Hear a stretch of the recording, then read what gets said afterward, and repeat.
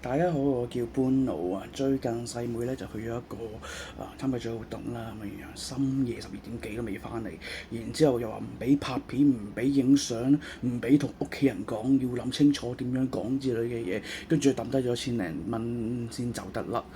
哇！我嗰陣咧係咪俾人勒索或者俾人哋非法禁錮啊？跟住發現先至原來係嗰啲所謂嘅傳銷。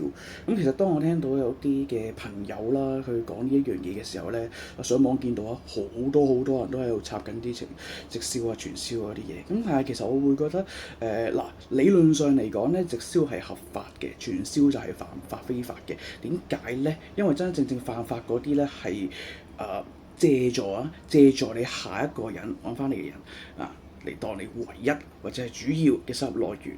咁好聽啲就係叫銷售啦，唔好聽啲咪就係揾下一個笨蛋咯，係咪先？咁其實我講真嗰句，我對於直銷啊、傳銷啊、保險咧啊，甚至係咩都係好反感嘅。主要有兩個原因，第一原因就係佢又係講夢想，但係佢個夢想係成功嘅價值觀咧，其實就係我哋而家個社會好極端嘅幾個想法，就係有車有樓有錢有得去歐遊。係因為細妹同我講，佢哋啲人都係咁講呢一樣嘢，話我去歐遊啊，咁樣屋企人啊唔重要啊，咁樣之類嘅嘢。咁但係其實呢個世界唔係淨止呢啲噶嘛，咁亦都唔係淨係得銷售先至可以做到呢一樣嘢。當然銷售係可以令到我哋更加容易去賺到錢啦咁樣。咁我會覺得任何人都有成功，任何人都有佢理想嘅生活。咁呢一樣嘢並唔係我哋要去揀嘅一樣嘢咯，唔係人人都要揀嘅一樣嘢咯。二嚟一樣嘢就係、其實當我真真正正去追夢去做嘅時候，其實點講？